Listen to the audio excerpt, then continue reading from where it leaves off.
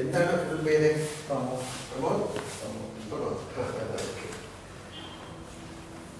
അപ്പൊ ഇത് തന്നേക്കട്ടെ. എത്തോളും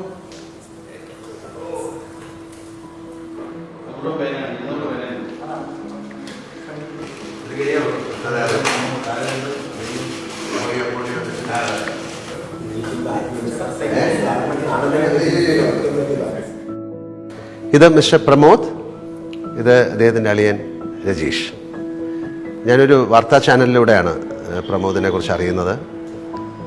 വളരെ ചെറുപ്പത്തിൽ തന്നെ പോളിയോ വന്നിട്ട് അദ്ദേഹത്തിന് നടക്കാനുള്ള ശേഷി നഷ്ടപ്പെട്ടു. ഇപ്പോൾ വയസ്സായ മാതാപിതാക്കളോടൊപ്പം പാലക്കാട് ഹെലപ്പള്ളി എന്ന സ്ഥലത്താണ് താമസിക്കുന്നത്. അപ്പോൾ അദ്ദേഹത്തിന് എന്തെങ്കിലും ചെയ്യണം, വെറുതെ ഇരിക്കാൻ പറ്റില്ല, എന്തെങ്കിലും ചെയ്യണം, എന്തെങ്കിലും ഏൺ ചെയ്യണം. അതൊക്കെ ഒരു വലിയ ഒരു തോട്ടാണ്. അങ്ങനെയാണ് അദ്ദേഹം ഇങ്ങനെ ഈ പേന ഉണ്ടാക്കാൻ തുടങ്ങിയത്. ഈ പേന എന്ന് പറയുന്നത് എൻ്റെ പടമൊക്കെ വെച്ചാണ് ഉണ്ടാക്കിയിരിക്കുന്നത്. ഒരു സാധാരണ പേന അല്ലത്, അല്ലേ? ഈ പേനയുടെ പ്രത്യേകതയെക്കുറിച്ചൊന്ന് പറയാം. ഇത് വന്നിട്ട് വിത്ത് പേന, പേപ്പർ വിത്ത് പേന എന്ന് പറയാം. ഇത് നമ്മൾ യൂസ് ചെയ്ത് കഴിഞ്ഞാൽ പുറത്തിടുമ്പോൾ അത് ദ്രവിച്ച് പോയിട്ട് അവിടെ നിന്ന് ഒരു ചെടി മുളച്ച് വരും. ഇതിൽ പയറ്, ചീര, വെണ്ട, അല്ലേ? വീട്ടിൽ യൂസ് ചെയ്യുന്ന സാധനങ്ങളാണ് യൂസ് ചെയ്യാറ്. അതായത് ഇത് വെറുതെ കളയാതെ നമ്മൾ പ്ലാസ്റ്റിക് പേന എന്ന് പറയുമ്പോൾ കഴിഞ്ഞാൽ അവിടെ ഉണ്ടാവും, ദ്രവിച്ച് പോകും.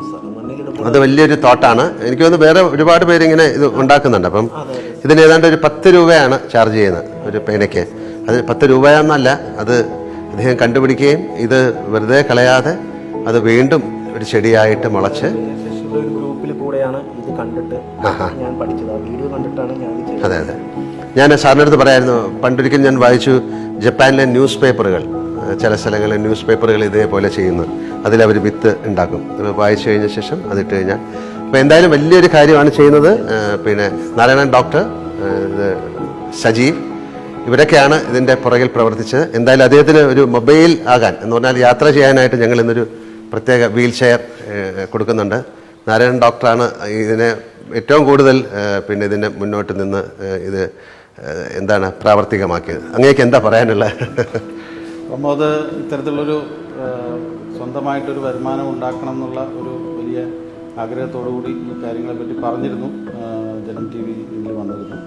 അപ്പോൾ അത് മോഹൻലാൽ സാർ കണ്ടിട്ട് വിശ്വശാന്തിയിൽ ഇങ്ങനൊരു അദ്ദേഹത്തിനൊരു വീൽ ചെയർ കൊടുക്കണം, ഒരു അദ്ദേഹത്തിന് മൊബൈലായി ഒരു സ്ഥലത്ത് പോയി എന്തെങ്കിലും ഒരു ചെറിയ കച്ചവടമോ എന്തെങ്കിലും ചെയ്യാൻ വേണ്ടിയിട്ടൊരു ഇത് ചെയ്യണമെന്ന് നമ്മളോട് പറഞ്ഞിരുന്നു. അപ്പോൾ അതിൻ്റെ ഭാഗമായിട്ട് നമ്മളെല്ലാവരും അദ്ദേഹത്തെ അത് കാര്യങ്ങൾ അന്വേഷിച്ചു.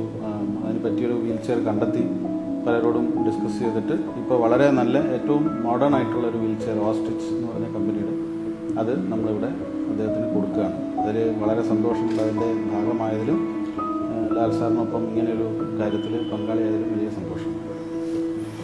എൻ്റെ പ്രമാണം പറയാനുണ്ടോ? എനിക്ക് പറയാനുള്ളത്, എൻ്റെ ജീവിതത്തിൽ സ്വപ്നം പോലും കാണാൻ പറ്റില്ല സാറിനെ കാണാൻ പറ്റിയത്. അങ്ങനെ വരെ എനിക്ക് ഒന്ന് പുറത്ത് പോകാൻ സാറിന്റെ കൈ കൊണ്ട് തരാൻ പറ്റുന്നത് എനിക്ക് വലിയ പുണ്യാണ്. എന്റെ സ്നേഹം അച്ഛനും അമ്മയുടെ പറയാ, എല്ലാവരോടും പറയാ.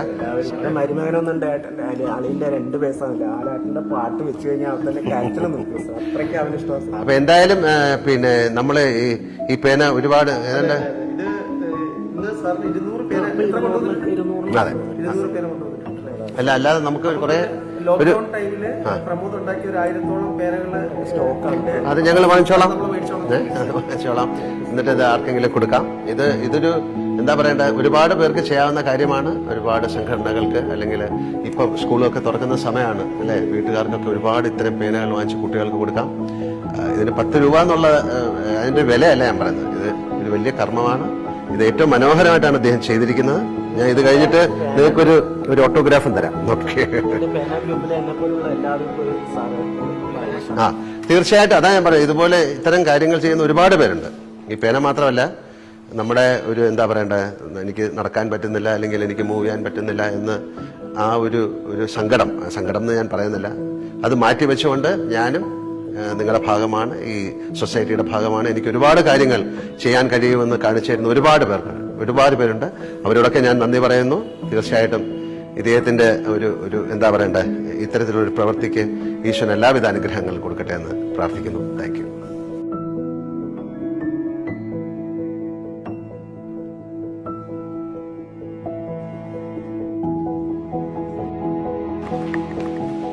ഓക്കെ